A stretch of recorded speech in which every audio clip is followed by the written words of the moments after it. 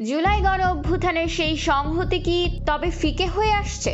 নতুন রাজনৈতিক বন্দোবস্তের অঙ্গীকার নিয়ে আত্মপ্রকাশ করা জাতীয় নাগরিক পার্টি বা এনসিপি এখন খণ্ড বিখণ্ড। আদর্শিক দ্বন্দ্ব, তৃণমূলের বিতর্কিত কর্মকাণ্ড আর জামায়াতে ইসলামের সঙ্গে জোট গঠনের জেরে দলটিতে দেখা দিয়েছে বড় ধরনের ফাটল। এরই মধ্যে সাবেক উপদেষ্টা মাহফুজ আলমের নেতৃত্বে অল্টারনেটিভ সহ একাধিক নতুন প্ল্যাটফর্মের আত্মপ্রকাশ দেশের রাজনীতিতে তৈরি করেছে নতুন মেরুকরণ। আশা ছিল আকাশচুম্বী, তরুণ নেতৃত্বের হাত ধরে আসবে প্রচলিত ধারার বাইরে এক বিকল্প রাজনৈতিক শক্তি। কিন্তু আত্মপ্রকাশের কয়েক মাস যেতে না যেতেই মুদ্রার উল্টোপিঠ দেখতে শুরু করেছে জাতীয় নাগরিক পার্টি। কেন্দ্র থেকে তৃণমূল একের পর এক পদত্যাগের হিড়িক আর অভ্যন্তরীণ ক্রন্দলে দিশেহারা সংগঠনটি। এমনকি চাঁদাবাজির অভিযোগও আছে। বৈষম্য বিরোধী ছাত্র আন্দোলনের নাম ভাঙিয়ে সারা দেশে অপকর্মের অভিযোগে কেন্দ্রীয় কমিটি ছাড়া সব কমিটি স্থগিত করতে বাধ্য হয় সংগঠনটি।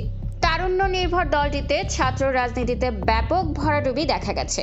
বিশ্ববিদ্যালয়গুলোর ছাত্র সংসদ নির্বাচনে এনসিপি সমর্থিত প্যানেলের শোচনীয় পরাজয় ঘটে, যেখানে একচেটিয়া জয় পায় ছাত্র শিবির।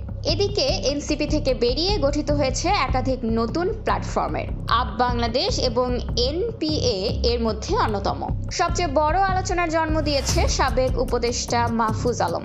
এনসিপিতে যোগ না দিয়ে তিনি গঠন করেছেন অল্টারনেটিভস। যোগাযোগ মাধ্যমে তিনি জানান, আদর্শিক অমিল আর জামায়াত এনসিপির জোটের প্রস্তাব ফিরিয়ে দিয়ে তিনি নিজের সক্রিয়তা ধরে রাখতেই আগ্রহী। এনপিএ নেতারা বলেছেন, এনসিপি যখন পুরোপুরি জামায়াতের বলয়ে ঢুকে গেছে, ভিন্ন মতের মানুষদের জন্য আলাদা প্ল্যাটফর্ম জরুরি হয়ে পড়েছিল। অন্যদিকে এনসিপির জ্যেষ্ঠ যুগ্ম আহ্বায়ক সামান্তা শারমিন নতুন উদ্যোগগুলোকে স্বাগত জানালেও স্বীকার করেছেন, কাঙ্ক্ষিত রাজনৈতিক বন্দোবস্ত নিয়ে তিনি নিজেও পুরোপুরি সন্তুষ্ট নন। রাজনৈতিক বিশ্লেষকরা বলছেন, নতুন বন্দোবস্তের কথা বলে ছাত্র নেতারা আসলে পুরনো পপুলিস্ট রাজনীতির পথেই হাঁটছেন। জুলাই আন্দোলনের সেই ঐক্যবদ্ধ শক্তি এখন নানামুখী স্রোতে বিভক্ত। এই বিভাজন কি নতুন কোনো বিপ্লবের পথ দেখাবে, নাকি কেবলই পুরনো রাজনীতির পুনরাবৃত্তি ঘটাবে?